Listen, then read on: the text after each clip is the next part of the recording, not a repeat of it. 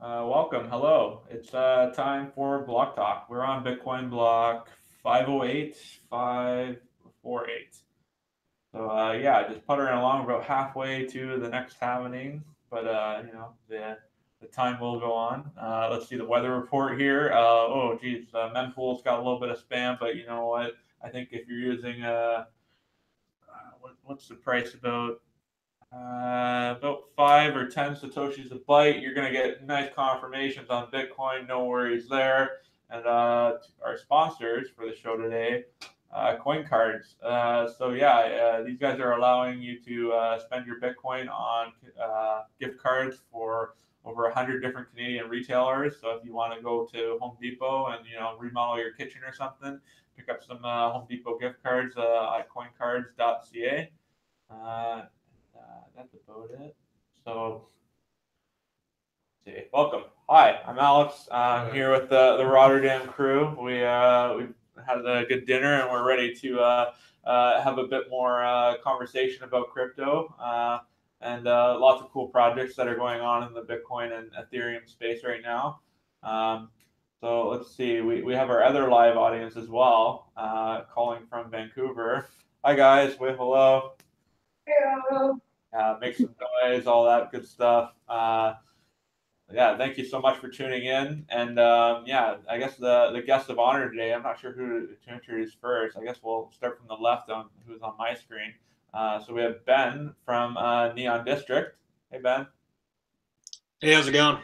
Oh, very good. Where are you calling from today? Sorry, say again? Where are you calling from today? What's your locale? We're calling from State College, Pennsylvania, so smack in the middle of about 6 inches of snow right now, so it's good to be inside. Yeah, par for the course. We got some cold weather here right now. And also from your team, we have Courtney. Thanks for joining us, Courtney. Yeah. Oh, there we go. Where are you calling from today, Courtney? I'm calling in from Austin, Texas. Oh, it must be kind of warm there. Yeah, it's actually gonna get down to almost freezing, I think, tonight, but that's not normal. So. Oh yeah, it's definitely unseasonably cold for a lot of people right now. But thank you so much for joining us on the show today. And finally, we have the one and only coin artist.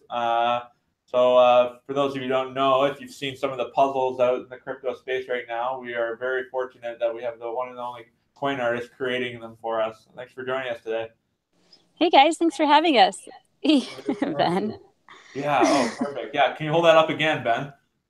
One last time, yeah. So I guess while we got you here, can you explain what it is this piece of artwork is? Well, that was a puzzle I made in 2015, and it was just recently sold. This is funny. Ben's even one of those people that's kind of salty about it being sold. He worked on it for a couple. How long did you work on that, Ben? A lot longer than I really should admit, I think, to anybody. I have like half a notebook full of notes. Well, that's just it. All these puzzles are very difficult. There is a lot of work required to mine this Bitcoin. That's for sure. Well, it's actually how that's actually how I met both Ben and Courtney. We got together. I met Courtney through a friend, a DEF CON puzzle that we worked on together, and she does this entertainment business. It's called Rogue Signal, and they do gamified entertainment. And then Ben, he was solving, I think, working on one of my buddy's puzzles that I helped with a little bit for Litecoin, and he solved that one. It was crazy because Ben's puzzles are just ridiculous. It definitely perked up about Ben. I was like, oh, maybe he's someone I could recruit for, collaborating again in the future. And then we just kind of started working together. We've worked on a few different projects now. Yeah, so that's, I guess, why we have you on the show today. So I guess I'm not sure who would be best to describe the initial idea, but what is Neon District? You should let Courtney handle this. She's really good. All right, Courtney. All right, I guess I'm taking this one. So after I met Marguerite, we had been bouncing an idea around for doing some sort of game. She had been wanting to do an RPG for a while. She'd been working with our artist Diego on a bunch of different projects, and he had started developing these character cards, and she wanted to use them for something. And we just kept bouncing ideas back and forth over a couple of months. And it was actually right after CryptoKitties came out, and my whole team knows this. I'm a crazy cat lady, so you combined crypto and cats, and I was just like, this sounds like either the best or worst use of my Ethereum ever. So, but I played with it and realized that it was really an ingenious model for gaming. And I poked Marguerite and I was just like, have you played with this yet? And she was just like, I don't know, they're just dumb cats. And I was like, no, seriously. And so then she came back with the idea. She's like, I think this really might be the route that we need to take for the RPG that she's been working on. And it just sort of went from there. So I don't know. Does that sound good, Marguerite? Yes, that sounds great. Well, and also I basically was begging and pleading Courtney to help me start this company, and because I like to do the creative side and I like to collaborate, and Courtney is so good at getting things done on the business end too, in addition to the creative side. So the three of us have had just, I think, too much fun, really. I think, and we've been working so hard ever since we dropped this idea end of December is when Courtney and I decided it was happening. And then Blockade Games we formed in very early January, and so now we have Blockade Games, which is Ben's a part of, and Courtney, but we have our puzzle team collaborators, so we'll be making puzzles, and then we have the Neon District product, the game. So we're really excited. We're doing way too much, but hopefully it comes together.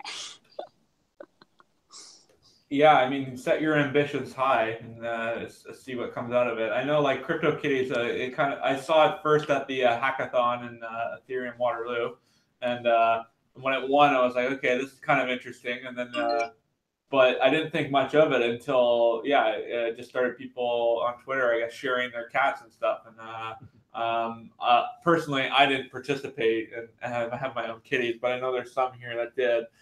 You guys have cats, CryptoKits, yeah? Okay, yeah. Cornering the mustache market, I bet. I like how they don't quite want to admit it, but they want to admit it. That's just yeah. I'll totally admit that I went down that rabbit hole. Like, I have no shame.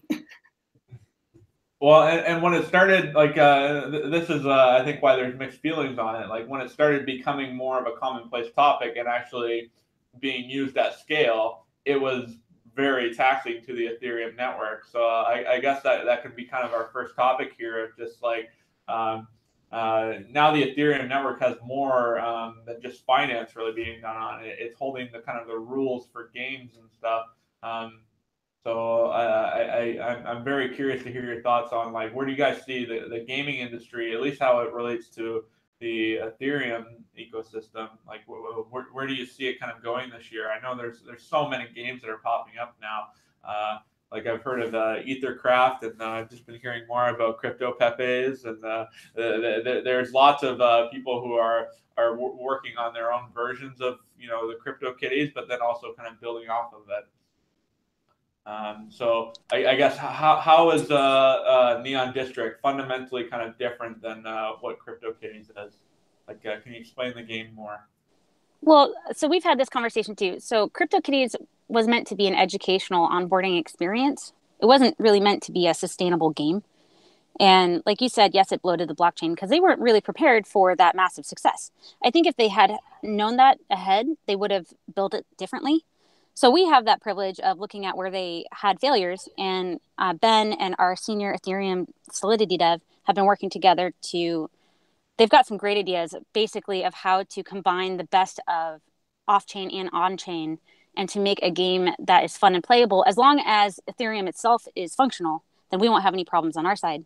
But it's true. Like, I joked around with you guys that, I'm just going to do this on Ubiq and you guys help me out. And then, but then we had the conversation of, but you know, ETH is everywhere, and that means that anybody can play. It's so accessible. So, so yeah, we've been back and forth talking about this. Ben could talk to you about some of the really amazing problem solving that he's done about to mitigate the bloat. Yeah, we're still kind of in the process of figuring out exactly what works best for us. Obviously, we want to push as many things off chain as possible, so that way we're not doing every transaction, every possible action that you'll have with your assets on chain. That would be insanity. But the most important things that are on chain are, of course, the assets themselves, upgrading them, leveling them up, building up their attributes, and then, of course, being able to trade them. So we're still kind of in the stage where we're figuring out the best way to handle that. But we're hoping that our footprint on the Ethereum network is very small. Unless we want to get into specifics. Well, part of, I think, what CryptoKitties was doing is they had their auctioning on chain, and they had their breeding program. The mating, the breeding, or whatever that is. Yeah. I'm sorry, I didn't mean to offend you, Courtney. Well, and yeah. we have some other of the game developers in house here, and yeah, the Crypto Pepe team is repping hard. So they've kind of experienced the cost of Ethereum, and just building on the Ethereum testnet right now just seems to be where I guess a lot of the work can be done. But yeah, this is where the idea of other EVMs, like other platforms to build on, like Ubiq, are very, very good options. We're working hard to make sure you have the infrastructure that you need.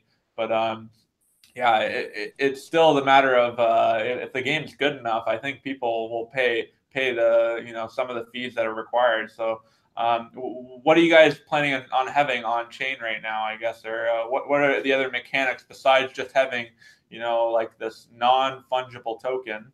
So like that's what CryptoKitties really did. It helped push this new standard of token, the ERC 721. So what are you guys doing, I guess, in addition to the 721 to make it more than just the same? So the entire game could be theoretically done on chain, but we realized that from a scalability perspective, that's not going to work.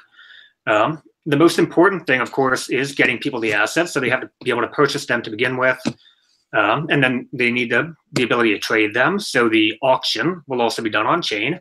As for the actual the battles, do you need to get that, Courtney? No. The actual battles that we'll be having, the player versus player aspect, we are trying to push as much of that to our servers as possible. And then in order to push the results of that on chain, the original idea, the distributed method is, of course, to have each person who's playing the game package up that transaction, ship it off themselves, but that becomes very expensive very quickly. I'm a grad student, and my wife is a teacher at a high school, so money is very important to us. So we're trying very hard to hopefully batch those kind of transactions. So we're going to allow people, in theory, to be able to sign off on the transactions, sign off on the result of the battles, and then after a certain period of time, there'll be a slight delay, but then we will push a whole bunch of those results on chain for the people who are playing the game. That's the current plan, because we would like people to spend money to buy the assets, to trade the assets, and then any necessary operations on top of that.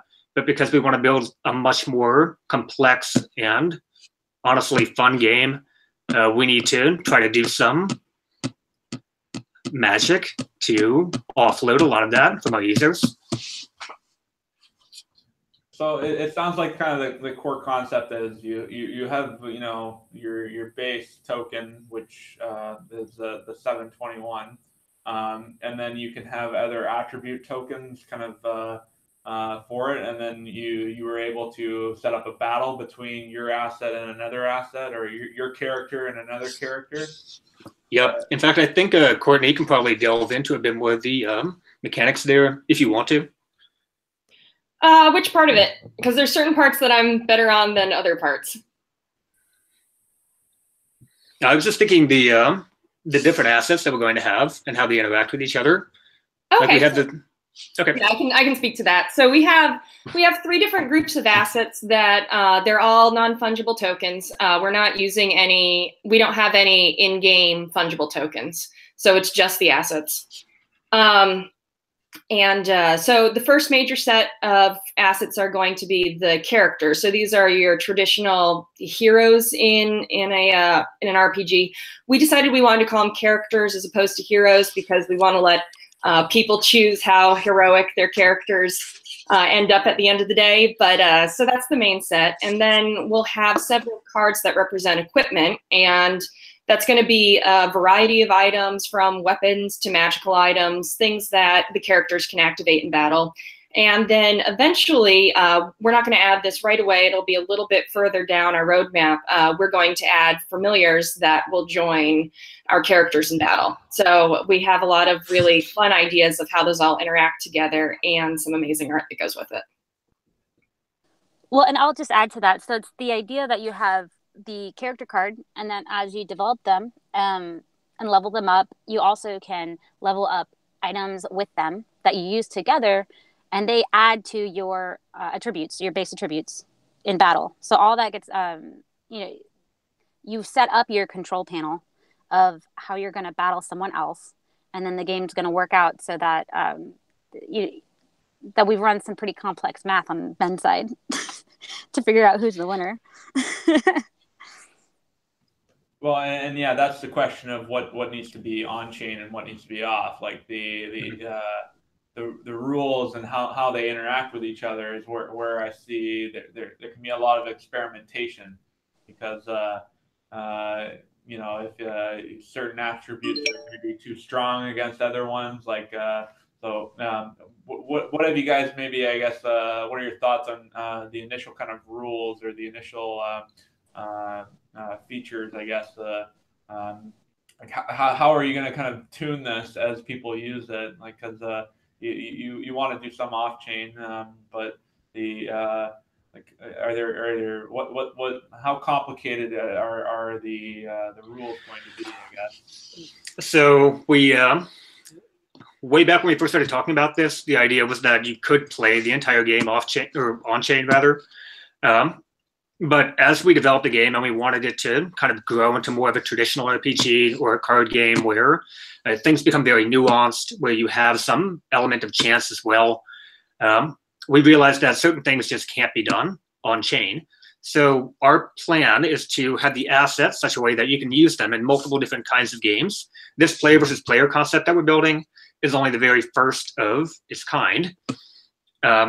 And by playing the game on the central server, we're then going to push the results on chain. So however the game itself goes, whoever won the traditional RPG turn-based format, then those updates are pushed, who won, how many experience points did they get? And then the fun part is if you happen to lose a battle, you also have a chance of gaining an attribute, which is really kind of a flaw, like a burn mark or something that follows your character from then on. So all the in-between details, while we originally planned to have them on chain, we decided we're going to push them off chain to save costs, to allow us to expand on that, to make a more involved game. And then the results are going to be pushed on chain. Well, yeah, there definitely needs to be, I guess, it sounds like you guys have a pretty good plan of, let's, slowly progress on. Because that was where we saw, just in our pre-dinner conversation, it's like, how complicated can you make it and have it on chain to where you might have to modify it later on? Because once you create, a distributed game, it can be hard to upgrade. Yeah, exactly. Yeah. Well, and I guess if whatever data is on chain, you can have your own you guys will have your own kind of client or your own website or something pointing to it. That it is your team's work, but the old work is always still available. Yep. We also want people to be able to kind of take the assets and then build other games to let people use the same assets in a completely different context. So it was kind of a tug of war. How much do we want to control compared to how much do we want other people to have control of their characters? So we're trying to find a nice balance in there, where we think we're just going to control the player versus player concept, everything else up to the user. So, I'm not sure. Do you guys have any questions now? After yeah, maybe if you play the game on a server, who signs off what happens in the smart contract? So you update the state in the smart contract. If you won, you get something, or you gain some level or something. But who has the power to update it? Is it signed by both parties, or how do you envision that? Sorry, I couldn't quite make out the full question there. Would you be able to reiterate that very quickly? Sorry. Thank you. If you play a game, who signs off on what happens? So if two players play and you have certain rules, but who enforces them? Do they both sign off on it, or is the central server signing off? Yep. So we're going to do basically all of them. So the central server is going to serve as an oracle. We're still working out the exact details of how we want to do the oracle. And then both players have to sign the result as well. So there has to be confirmation from the people playing the game, and then from the server itself saying, yes, this game actually happened. We can push it on chain. Interesting. So I'm kind of curious of how the initial tokens are going to or how the initial characters are going to be distributed, because you're not going down the regular ICO route. It seems you're going to go a bit more old school, maybe. So we've been working on something pretty fun. We might have a small delay in our initial alpha because we were offered this really neat opportunity to collaborate with someone. And so I think that we may be taking a different approach to how we're going to distribute the alpha assets that are primarily for playtesters. We need some really great playtesters to come on board and to work with us. So that's our gift for the playtesters, to be able to start a little bit their character development a little bit early, and then to also develop this character that's going to have some costs. So hopefully we have some people that are excited in that opportunity. We have already over 1,000 and something people subscribed. Is it still that, Ben? I'll check real quick. But yeah, I mean, so another thing about this idea is that while you may have expenses, there's also the opportunity to make passive income. So your character can be in a few different several locations that are specific to how you're upgrading your character, if you're what tree you're developing, and there you can service other players. Say you could remove be a healer and remove a mark for someone. So that's a mutable trait. It will always be on the blockchain that happened, but you can take it off your character's appearance. Additionally, you can offer services such as train someone to learn a super move that may not be within their direct ability branch, or maybe it is. So you're not tied down to one path. You can diversify and try to have your strategy of what combinations are going to make best for you, but it's a lot harder to undo those choices that you make. That just like in a normal art, WoW, you put a whole bunch of experience points in a category. You have to wait till you have more experience points to put them in another slot.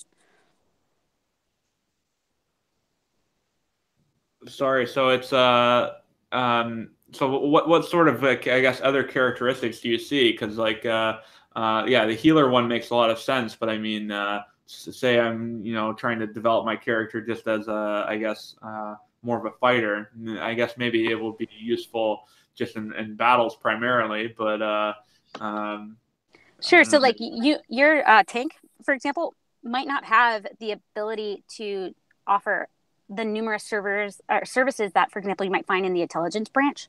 So it might be more profitable for you to have an intelligence branch character and offer these services, as opposed to then turning around and selling the card at whatever, like your tank is now level 20 and he's really cool, but he doesn't have the ability to produce profit the same way that your intelligence branch does.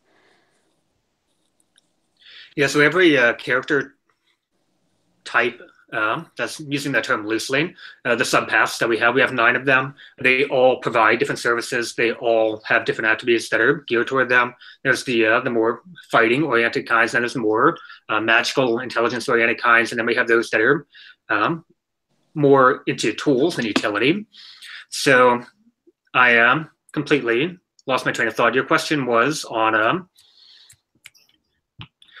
okay, going back. So in like traditional RPGs, how you would have like a full party, right? You would have one person that was built mostly for fighting. You would have one who was built for healing the rest of the party. One person who would cast spells to help you on your way, kind of like traditional Dungeons and Dragons. Well, that's kind of the team that you'll eventually create as you're playing through this game.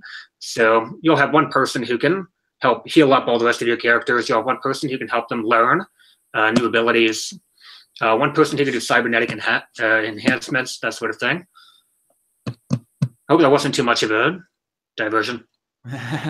Well, yeah, the gaming style or the art form of it too is a very different than traditional like Dungeons and Dragons. You guys are kind of this future punk. I'm not sure what to describe it as, but I've been loving the artwork you guys have released recently of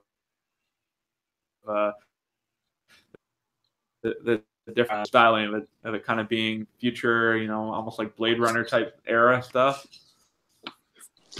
Yeah, it's like we call it the neon dystopia. It's a Shadowrun, that whole genre. That's, I think, with virtual reality and augmented reality, that's going to be kind of an exciting that Tron feeling. It's something that we're going to see in more games. It seems pretty trendy right now.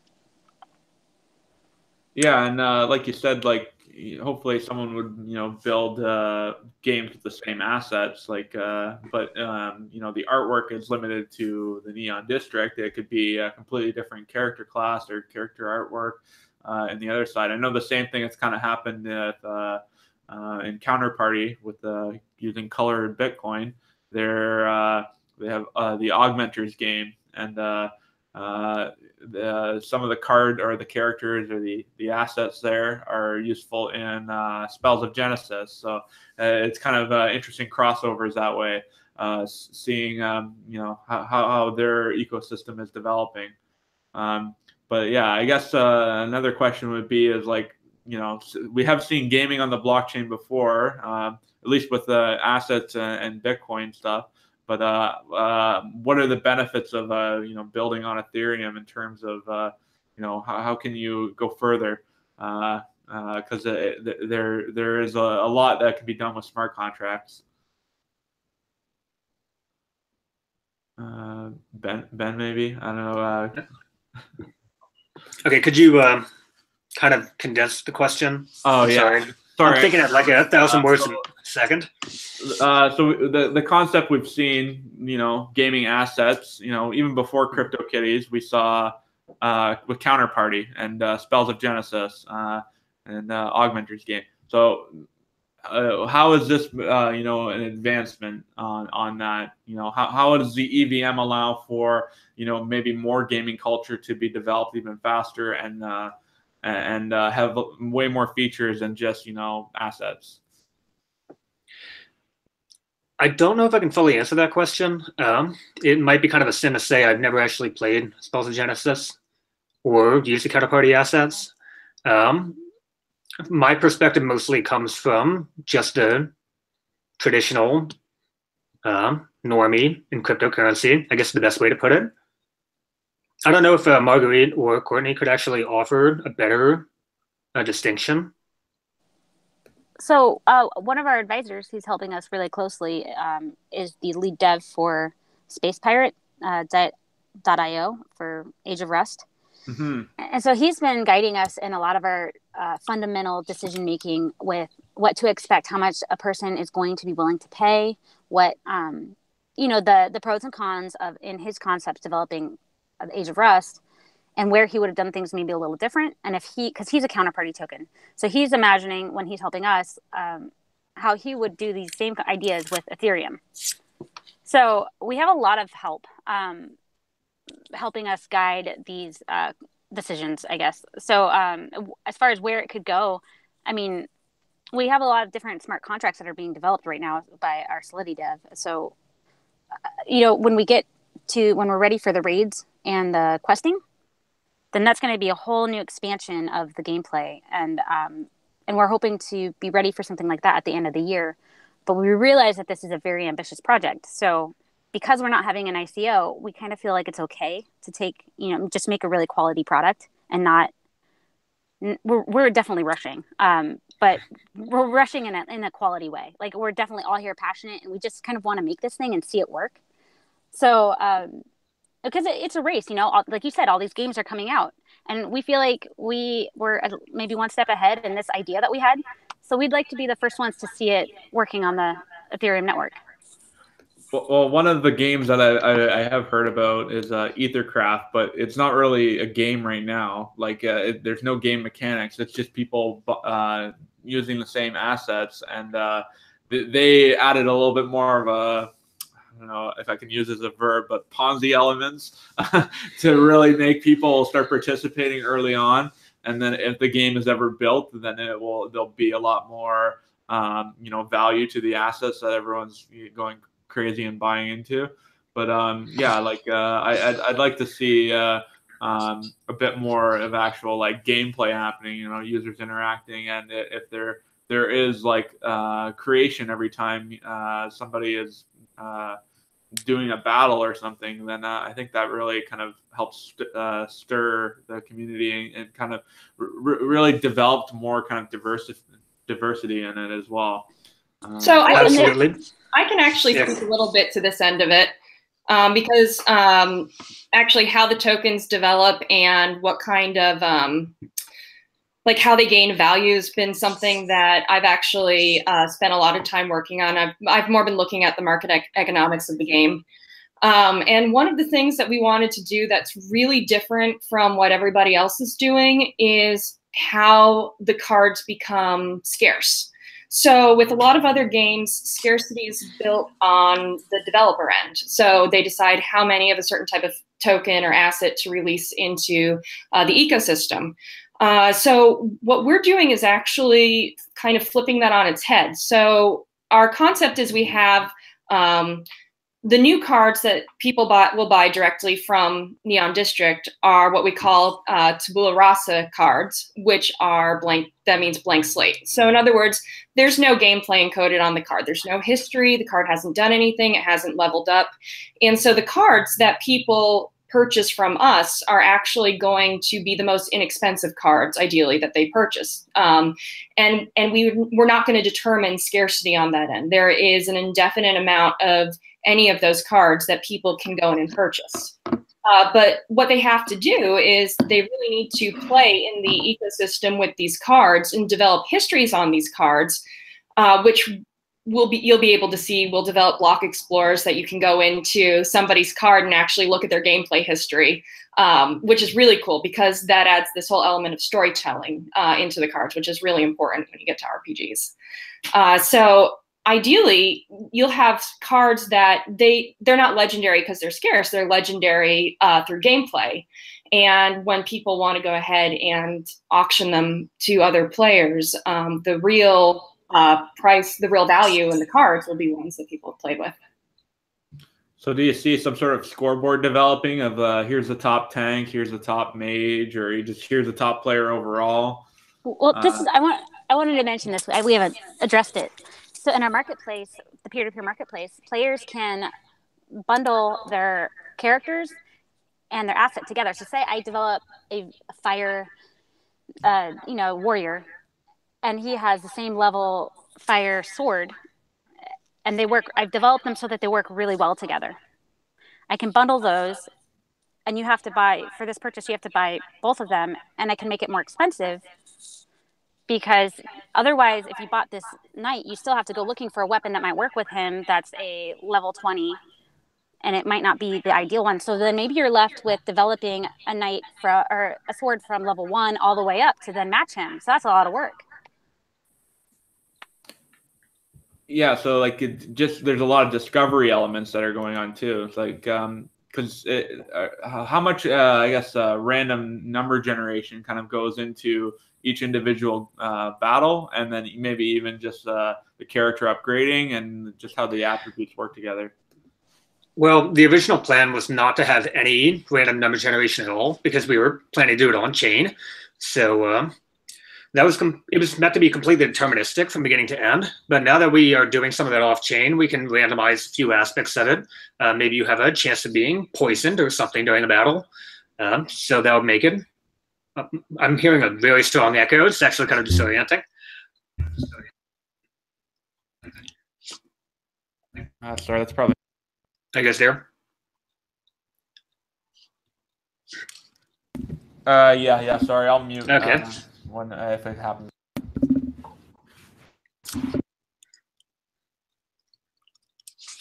Yeah. Otherwise, the entire process of playing the game and leveling up is going to be primarily deterministic. We're still kind of playing around with different ideas to how the battles should be done, but it's going to be very much like a card game. You know, a crossover between a card game and a role-playing game. With a role-playing game, you're always rolling a die. There's a chance at every possible action you can take. With a card game, it's not really that way, depending on the game that you're playing, and that's more of a strategy game. And that's kind of what we're trying to do, is focus on the strategy aspect. So as you start with a blank slate card, you can develop it in a certain way. So when Marguerite mentioned a fire element or to a certain character, then as you level up, you can pick a subpath, you can go toward that direction.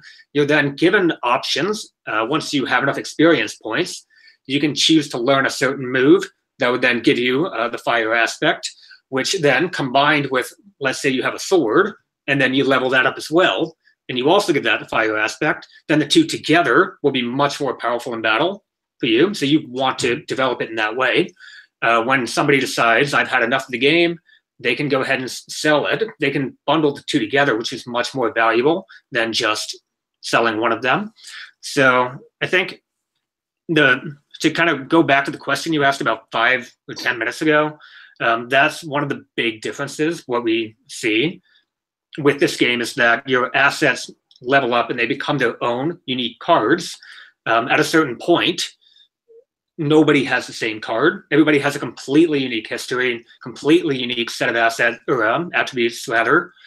And I don't know what that's going to look like yet. I haven't really seen anything like that with the level that we're going for. So I'm pretty curious. I'm very interested to see how it's going to work out. Well, and also you were asking about the element of chance. So then, like Ben was talking about, say somebody went and they are very enhanced with cybernetics. Then they might reach a tipping point where it is actually your chance of a glitch occurring during gameplay is higher now because of, you know, all of this cybernetic equipment you have. And so that's where we're going to do the little small percents of chance, is looking at what you're holding and how that could possibly malfunction. Yep. And yeah, so. And the chance of getting a scar at the end of the battle as well.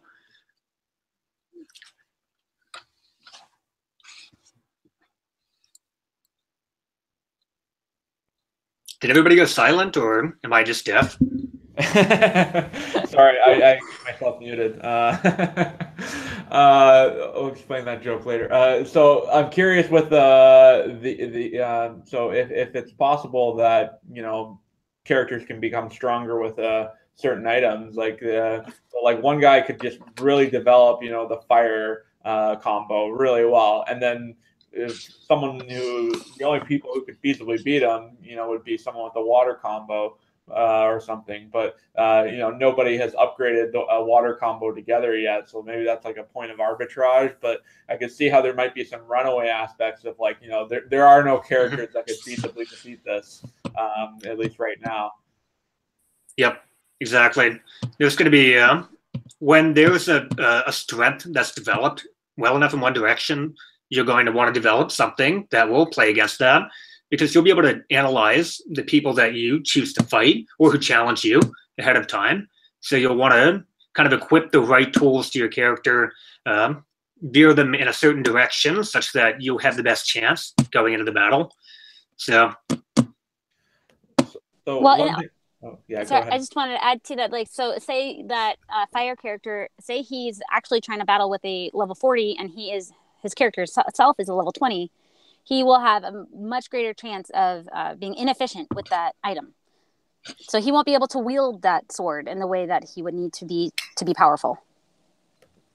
Oh, interesting.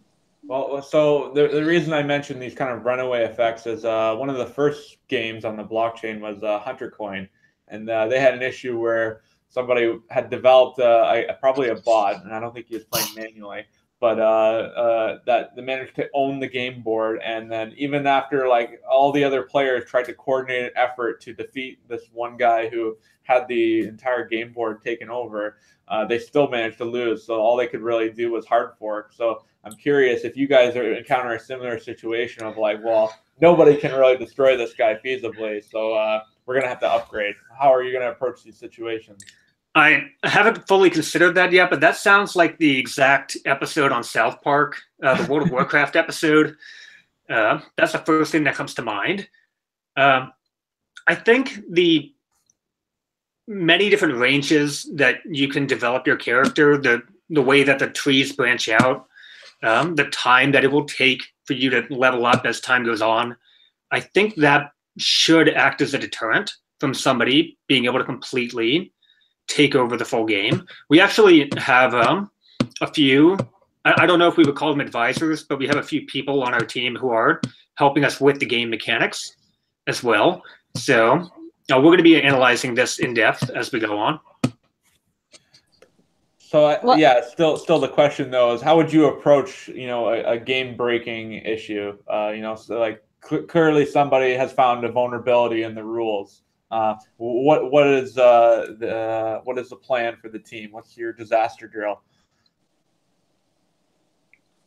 I didn't know if somebody else wanted to take that.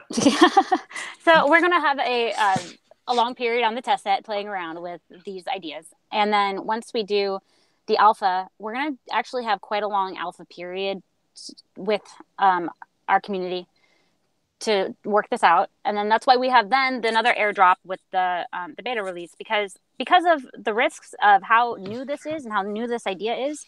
We're the ones taking on all the risk, really. I guess there's some risk, with people making transactions on the F side, but really we're trying to make it as fair as possible so that we can build this idea up together. It's really a community driven effort. Yeah, I was going to say at this point, we know that there's going to be things that come up that we can't anticipate now. I mean, we're building something that has so many different directions that it can go in. There's just going to be things that we can't anticipate. So the only thing that we can anticipate is that something's going to happen. And I think that's going to be the point of having such a long alpha test on our end, is that we'll probably be telling people try and intentionally break this. So we'll probably have some sort of almost like game pen testing, you could say, on it first and see what we can do wrong with it and see what needs to be corrected before it actually goes out in a way to everyone. Well, and a concept that I heard from Griff Green, who was one of the main proponents in the DAO, so very notable hard fork in Ethereum's time, is that tokens can hard fork quite easily because you're able to snapshot all the data and basically issue it with a new rule or new contracts. So effectively, you guys could kind of hard fork the game if you saw that there was issues, and that's where having your front end pointed to a different back end. It's transparent in that aspect, but there are options that way. And if people really wanted to play with the old broken rules, like if they felt they were more fair, they have the opportunity to try and keep that going. Yeah, that's I guess we were talking about prevention rather than what do we do when that actually happens. I say when because somebody will do their best to break the game.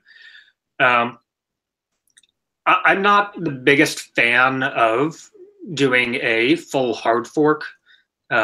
If there's a flaw that we left in the game, it seems almost technically they play by the rules. So I think that's a discussion that we need to have internally and really weigh the options of what works best. We will almost definitely take the community's thoughts into consideration as well. Yeah, like at this point, we're all just treading on new ground. So experimentation is going to lead to a lot of these questions having multiple answers and trying to decide what the best one is. And we see this in more than just tokens too. Like the news of this week was My Ether wallet kind of having a split of branding, I think it's a little overblown, but at the same point, the example kind of reigns true of are there people that you're trusting? Are there front ends that you're using to use the blockchain? So how do you guys kind of envision how people are going to play Neon District? Are they going to be able to interact with My Crypto or My Ether wallet, or is it going to be just MetaMask? Can I go straight down to bytecode if I want to? Right now, our plan is to use MetaMask, and hopefully at some point we'll add hardware support as well. But I don't think I'm personally not comfortable with the idea of people sending their private keys or anything like that directly into our website, even if it's entirely client side. So I think we're going to try to use secure third parties as much as possible. Cool. So I'm going to quick poll our Vancouver audience. I'm sorry if I'm neglecting them. Let's see if you guys have any questions from listening so intently and patiently. Mute off. Well, I gotta throw in there just following up on that statement, such as like trusted third parties. Do you have any identity management partners in mind for this? So that's going to be an important layer of it is a big scandal right now of how much is crypto going to act, how much are we going to act as custodians for people's private keys? I'm just curious if you have, like, if you're talking to any specific login and MetaMask or anything like that. Yeah, the idea that users should own their own keys is one that I think Bitcoiners and just people who have been in the space for a while really understand. Like, that's the real value of cryptocurrency. But how many people have withdrawn from Coinbase that have joined Bitcoin in the last 6 months? Like, so like that ease of access and like the education portion of your game, I think it could be really interesting. You mentioned even at the beginning, CryptoKitties was very good for bringing people in and how to use smart contracts. Well, and there's a lot of development questions that we're facing every day, just even from the game mechanics, because we're building the game mechanics and the smart contract side at the same time. So we do have two lead devs, leading both fronts, but we're working these issues out as we're going. And like I said, we're going to roll out alpha when we feel ready. And so it's good to have these questions come up so that we can sort out what needs to be done still. But yeah, I guess that's something that we start looking at once, we've got this product. And so now what are all the checks we need to have in place? Yeah. I was curious if you guys looked at the NEM network at all, like compared to Ethereum, maybe to help like drive down some of the transaction costs. Sorry, the which network? NEM. NEM. Yeah. We didn't specifically look at a lot of other networks. I think Ubiq was actually the only other one that we had briefly debated, just due to knowing people and having some support to develop in that direction. But we realized that that we don't entirely know who our audience is going to be yet. We know that we'll have some of our audience will be people who are been in crypto for a while, but we may have audience members who are more gamers who really don't have any experience with crypto. So we're not entirely sure where all of those players are going to come from at this point, but we do know that because we don't know that, working with a working with a cryptocurrency that has a direct to USD transfer was important to us. Yeah, I know. Yeah, shout out Ubic, but we still have lots to do in terms of having onboarding tools for making things that much easier. We're still focused on core infrastructure too, but I think one of the things that any Ethereum virtual machine needs right now to be looking at is the bridging. You know, like even between testnet and mainnet. That allows for a lot of reduced costs and development, but it will also allow Ethereum to exist on Ubic's network and Ubic to exist on Ethereum's network. That's going to open up even more kind of concepts here, and who knows? Before the year is out, I wouldn't be surprised to see another Ethereum network that's purely built around running one game. Like it might be to that scale. Like CryptoKitties for a couple days could run its own Ethereum network. I think it had enough gas and fees that it was viable for its own network.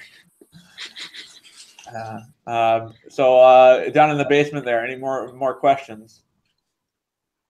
From a game development side, blockchain not being involved, are you guys planning on implementing a sort of an alpha to release to the community, like to kind of test out, is our game actually fun, and then can we add blockchain to it?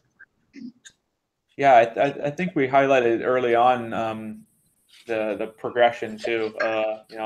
Starting with assets and then moving more gameplay onto the blockchain. I think that was kind of the general thought there, Ben. Starting simple in terms of what's on chain, and then moving to more consensus stuff being put on chain. Yeah, that's the current plan. We want to put all right, so how do I word this carefully? I don't want to say we want to put as little as possible on chain. We want to have as few transactions as possible on chain while having as much verification and validation on chain. So there's a balancing act in there. I'm sorry, that's me. Sure, not a problem. Yeah, there's a balancing act there that we're still kind of playing around with. So once we get onto the testnet and once we get the alpha out there, that's going to answer a lot of questions for us. It's going to see where we're going to need to go from there. Our plans right now, we can hash them out on paper, we can run the numbers, but it's not going to make sense until we actually see how it performs and how our early testers like the game, what changes need to be made there. We got a great question in the YouTube chat from Trash. One of my concerns with blockchain related games is the pay to win controversy. So we're seeing this right now in traditional gaming, that pay to win is becoming the norm, and I'm fine with having money involved in your traditional game as long as it's more related to appearance and stuff, but actual game mechanics having a more pay to win aspect to it. So how do you guys kind of see the pay to win kind of controversy weighing in here? So, go ahead. Sure. I was just going to say the pay to win is people are going to know you just purchased this character, right? It's not the character you developed up. So maybe on a psychological level, that is, you're not as, cool when you go into the arena with a card that you just bought. Everybody can see that. It's not like in WoW when you're a Death Knight and nobody knows that you bought that account on eBay. Everybody knows that you bought this account level 50. And so you might have terrible strategy. So our emphasis here is to make strategy as important as possible. So the person that developed their character is going to know how their character works best. And maybe there's going to be, some sort of documentation that can be sold with the asset to tell the new user. But the idea is that you can start at a very low, price card and develop it to be something very valuable. And it's not necessarily a pay to win dynamic, I guess, in that sense, because everybody's, like Ben was saying, the ability to level up gets harder and harder and harder and takes more and more time and resources. And once you get to that high level, are you going to want to turn it around and flip it for profit? Or is that going to be, if the game is successful, is that going to be a pretty valuable asset to you for all the work you've put into it? Can I ask a question? Yeah, go for it. Yeah, so who's going to determine if a card or an asset is valuable? So that'll be based just completely on market principles of what people can sell and what people can get for it. So we're not going to have any hand in determining those market prices. It'll really be a player says, I think this card is worth this, and if somebody's willing to pay them for that, then that determines the market price for that card. Mm. And what concerns me of blockchain-based assets is that people can easily do market manipulation. So they can just set up a few accounts and then start selling assets to each other. And then some other guy will come along and think, oh, there's been a lot of trading at this and this price. So it seems like a good price. Let's buy it. Well, one of the ways that that's going to there's a couple of things that we're building in that'll help make it so that that kind of thing isn't, I mean, there's always going to be people who don't do their research and don't pay attention before they purchase an asset. And I can't handhold people who don't read. But the characters' histories and levels will be public blockchain knowledge that someone can read. So, if somebody's selling a card for a whole lot, all the information about the card is there. So at a certain point, there will be larger consensus over what value is given to what levels. And because each of the cards are independent, let's say that you sell a single card for, let's say you're like, oh, let's raise the value of this card. I'm going to sell this to my buddy, and my buddy agrees me to give me this much money. It's a single card. At that point, there's no other identical card to establish that market value for. I've seen this before on one of my friends is big in Counter-Strike, and there's lots of skins and guns and stuff. And there is a trading price for it. But I think the main thing that will kind of separate that marketplace from a more blockchain-based one is, well, the spread will not be artificial. There'll be actual market mechanics going on, and there should be more information or more backing of the issuance for it as well. You don't expect there to be 1 million new guns to be issued one day because Valve decided there wasn't enough in circulation. There's a lot more there's a lot more trust that way. Someone else in the YouTube chat was asking, what is the value to the game's blockchain of storing non-immutable, or when I was reading it before, it seemed like what's the value of having gaming on the blockchain? And it seems to be that the rules are not in anyone's control. They're just agreed upon, and they're enforced from the beginning. So I would like to see more blockchain aspects go into gaming, because right now it is very centralized and very controlled. The paid aspect of a lot of games is being abused in a lot of ways. I think the transparency of blockchain could definitely help. We also have this idea that when a battle starts, when you want to go to battle with someone, you could have the option to choose someone to pick a battle with, and they would accept. And then maybe there's a battle matching that happens on a different level, that you're being more automated, a matching to you closer to your level, right? But if there is the first way, if you pick the fight, then you're going to go second, and the other person gets to throw the first punch or whatever move they want to do first. So then you're thinking you're in a level 13, maybe you want to pick on a level 11 because you think you're going to have better odds to win that. You may gain less experience for the fight, but more odds to win. And then they get to move first, so that maybe they have a better chance of winning as well. And I guess that dynamic of the pay to win, like I said, where if you build in enough strategy, then you can make it really fun. Well, how much does the social aspect kind of come into the strategy? Because like it's not just how many people you battle or who you battle; it's maybe who you don't battle. Like if a couple guys, some dude on Twitter has a really powerful, thing, he's not just going to battle anyone. He's not grinding anymore. He's only going after other notable players.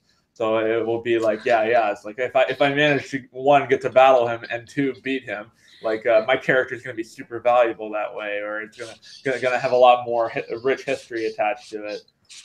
Well, and we also have that, like the social side. People are going to be able to bet their experience points. So there's going to be two people that go to battle. So someone picks a fight, and your audience that's online can see a fight is about to initiate, and you can place your bet, and you could gain or lose your experience points up to a certain point. So that's another way to involve, to build in a social, and there'll be chat bots on every single page. Or not chat bots, sorry. There'll be a chat box on every single page. So we want it to have that camaraderie and that rivalry. So the experience points, is this like an in-game currency kind of, or it's issued based on how many battles you have? The exact implementation I can't yet speak on. That would be for our lead Solidity developer. However, the basic idea is that the experience points cannot be sold, they can't be bartered or traded, but they can be bet in very specific instances when a battle is about to take place. Beyond that, you just keep earning experience points in every battle you go through, whether or not you win or lose. So if you lose, you get some amount. If you win, you happen to get more. And then you spend them, in a way, by leveling up your character, by choosing which asset or which attribute you want to gain next. So it has an analog to a currency, but this is not something you're going to be able to buy on Bittrex. We are not aiming for, in any way, a pay-to-win scheme. Okay, so a question about the matchmaking. Is there matchmaking on your part, or do players choose themselves how they battle, or with whom? Is that loud enough? Yeah, he was asking matchmaking. So how are players finding each other, and is there going to be an automated service? The current idea is to basically, if somebody wants to go to battle, they send out like a declaration, I want to go to battle. There's going to be a screen where you can pick and choose who you want to battle with. And that will have plenty of filters to be able to choose somebody at your level. So it's not like you're up against somebody twice as powerful as you every time. But as that grows, it's probably going to make a lot of sense to kind of automate that, and kind of like how Hearthstone does when you're at a certain rank, only ties you up to somebody at that rank or maybe one above or below. Okay, cool. Any more questions? Well, if you thought about, we were speaking about Hearthstone, about ranks or rank floors where you can lower or you can decrease in rank. Oh, okay. So that's a good point. No, you are not going to be able to decrease the rank.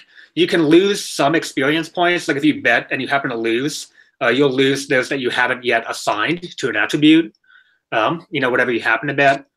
But beyond that, when you gain a level, that's your level. That is not taken away from your character. So there's not, you can't go into experience point debt. You can only exactly. vote. You can only lose it all. There's no loans or anything in this game. You're either cash flow positive or you have nothing. I have one maybe. Yeah. What prevents people from playing with multiple characters and basically farming XP? So you can have maybe 100 characters and let them battle each other all the time, and if there's nothing to lose, you will only gain, right? So the XP is actually attached to the character. So if you're playing with a bunch of characters, I mean, ideally, you could actually bet yourself, bet 2 characters, bet the XP on it, as a way to exchange XP from one character to the other. But it has to live with the character. So it's not like, you know, you could do something like that and then use it however you want amongst any of your characters. Well, also, like if you're sitting at level 11 and you're at 0 experience, you can't go bet. You have to have there'll be a minimum amount of experience that'll be required for whatever battle that you would like to, bet you'd like to place.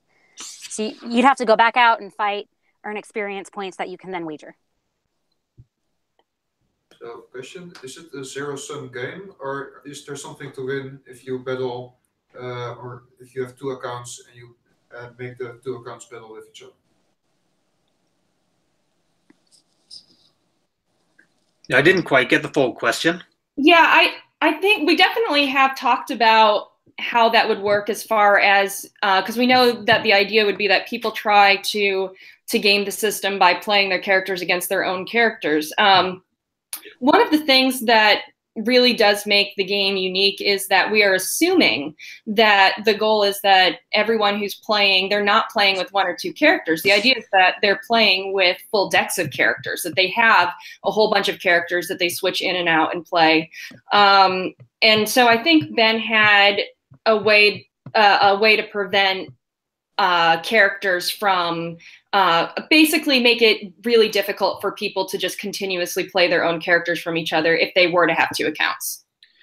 Yes, it's going to be difficult to try to prohibit that entirely, but as long as we make it more of a nuisance for people to say, play their own characters against themselves, have a bunch of different Ethereum addresses, and then just keep rotating it in there. We want to try to, well, for one thing, when you play against another address, then you can only play against that address 1 time per day or something. Basically, we're going to rate limit who you can battle in a certain time. You can battle as much as you want given a cooldown period, but who you battle is limited in a certain time frame. Yeah, that cooldown period should help with interacting too much with the same addresses, because you want to try and promote the constant new behavior and new connections and whatnot. Any more questions, Luke? You got a question? Well, extending the cooldown system. Have you thought about using backoffs so that the first cooldown is 1 day, and the second cooldown is 2 days, and 4 days? Something like that? Yeah, that's not a bad idea, like a Fibonacci cooldown or something. That's a possibility. But we also want, let's say, 2 kids, you and your cousin want to play the game over and over again. We still want to allow people to be able to have games as much as possible with other characters. It just won't always be recorded on screen. So you'll still have the option of playing as much as you want, on our server with no consequence at all. They'll just be called scrimmages, and they won't be recorded on chain. But those that are recorded on chain, that's where the cooldown comes in effect. Well, and you have to remember that everyone's paying for their legacy that will be on the blockchain. So even if you have these characters that you rotate through and you purposely lose, and that they're not gaining as much ground, and you're still going to be investing into those characters that then are not developing as quick. So there's going to be a deterrent just in the spending aspect of do you want to invest in a whole bunch of characters that are basically just gaming, because that gaming is going to cost you a lot of money.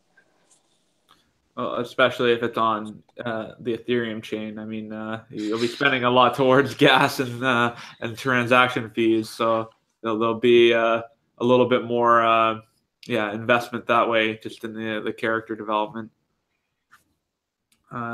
Any more questions here? I mean, well, if back to the auction house place, or are you enabling other users to create their own? Sorry, you completely cut out. Like the entire question was just not there for me. Sorry, we were having our hotel internet. Do you want to repeat? Well, about we were talking about the auction system before. Are you building your own auction house or marketplace, or are other users able to build their own? A marketplace? Right. Yeah, the marketplace is going to be part of the site. There's nothing that prohibits others from also creating their own versions of the marketplace. Our contract that facilitates the transactions that will give us a small cut of the funds that are used to pay for those transactions, but that doesn't stop people from also being able to simply just send a token to somebody and receive funds that way. So I can definitely see people spending off and building other applications on top of this if it takes off. And that's nothing that I would want to prohibit personally. I can see a good gifting nature going on. I've seen the same thing with kind of Rare Pepe and I think CryptoKitties even too. So like people would have like a public Bitcoin address, and then they would send a Pepe to it. It's just like, yeah, here I made a Pepe of you. And it's like this is now in your Bitcoin wallet. So it's kind of funny. Yeah, any donation address that's online could in theory own a character or be given a character too. So there's aspects there of just beyond just trading as the gifting side of it. So what is there any initial creation or like initial customization? Like, so you guys are talking about like the company is probably going to sell like a blank slate character. So like what's the initial thing I could probably do with it? It would just be, send some experience to different trades. Is that just the base level? So I think the base level would be playing, because you're not even really going to be able to do you're not going to have experience points before battling anyways. So it's just going to be get the card in there and see what you can do with it.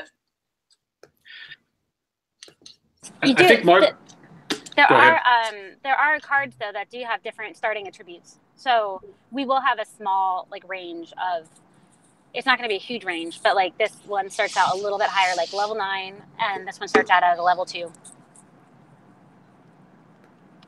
But then as you grow them, there's so it's not going to be a linear direction. Like you're not going to just level up and then everybody goes down the same progression. There's going to be an interplay. So if you take one character type and somebody takes another character type and you both start leveling them up, one of them can become a fighter, one of them can become a mage, right? And then you start veering off in that direction. And then the mage could go on to become very proficient at fire powers, for example. The fighter can go on to become very good at roundhouse kicks. I don't know, just throwing that out there. But you can see as more and more people develop in that direction, the customization becomes, it basically multiplies as you go from there.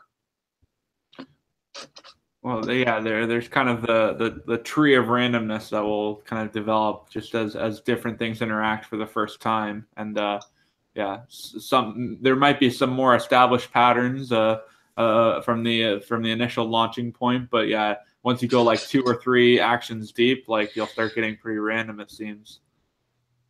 Yeah, I imagine that if somebody starts out, 2 people start out with the exact same card, that by 2 battles in, those cards won't be identical anymore. So it's going to things will start going into their own direction very quickly. Cool. And the abilities that you can attach to a card, I guess we didn't really specify too much about that. But each card, despite the fact that we're only having so many tokens that we're giving out, each token can have one of many different abilities. So the full suite of choices that you have is quite large. And Marguerite's actually been working painstakingly for the last 2 weeks or so, picking out some of the coolest things that we could let people do.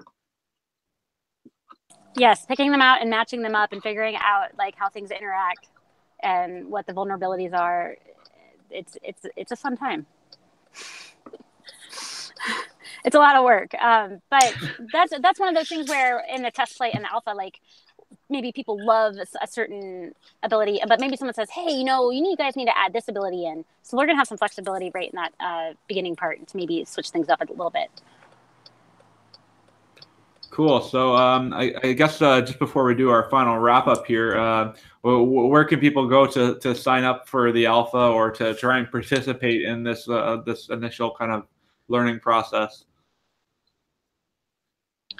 So I think that our alpha, we were initially going to do a whitelist sort of approach sign up, but I actually think that we now may be doing a challenge as far as who are the most, I guess, the most worthy of our community to earn these alpha pieces, because these cards could become very valuable. One, the way that they were acquired, and then two, there'll be very few of these people. So it'll be a big, you know, you might be a little scared when you go up against someone that's had this card since alpha. But if you want information about any of these, whether it's the Alpha Challenge or the Beta Whitelist that we will be doing, you can join our email list on neondistrict.io. It's just right there at the top of the page. So you can go ahead and sign up for your list, and we will be sending out more information about those types of things through that outlet. Awesome. Okay, so we have a little thing, tradition here that we end every show with a prediction of the Bitcoin price in 1 week's time. And just sharing the chart now, it's been a very tough game. I won the last prediction by being the most bearish, but I'm not sure that strategy will work right now. So I guess we'll go through the line here. So Ben, what do you think the price of Bitcoin is going to be in 1 week's time? We had a nice bounce here just below 6,000, but shit's getting crazy. That's a hard bet because I know what I want it to be, but I don't know what the rest of the world says. So let's go with let's be a little bullish, and we'll go with 9,500. 500. All right. Courtney, what do you think?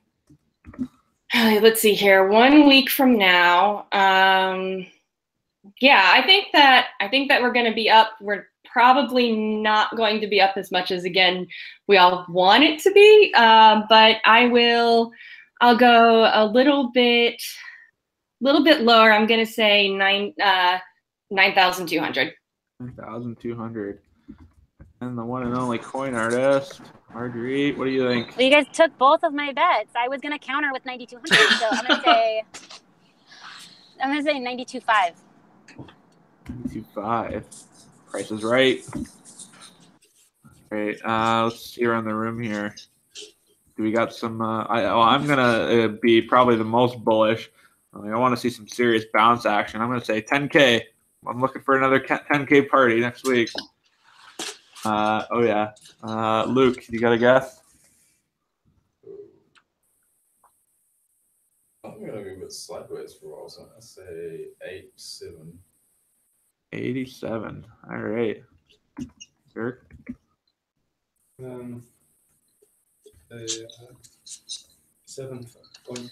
7.5. Okay, Mika. 6.5. 6.5 euros. Okay, 6.5. Yeah. Finally, it's Derek. Oh, 8.5. Okay. 8.5. I hope I'm right. And let's see here. Let's get our live audience. So since it's lunchtime in Vancouver, our live audience piece out. You just got chiseled here. Oh, but no. I have been running this joke for a while. Everyone's gonna hate me.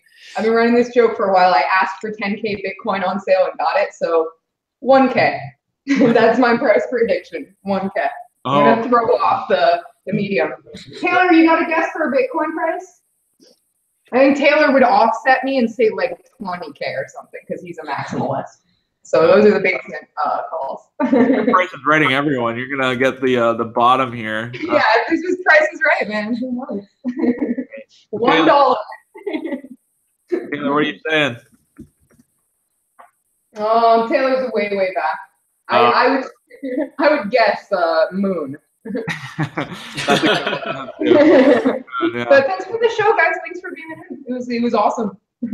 Yeah, thanks so much for having us. Yeah.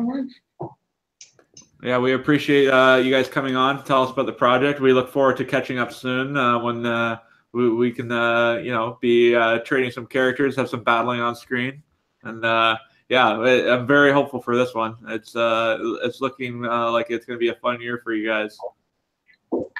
Thanks, guys. Thanks for having us. And well, we totally appreciate the support because it's a lot of work, and we're very open to criticism. So if you guys, after hearing this, you want to come into our Discord or our Telegram and give us a piece of criticism, we are open to it. That's the attitude I like to hear. So yeah, if you enjoyed the show, please like, comment, subscribe, do all that social media jazz.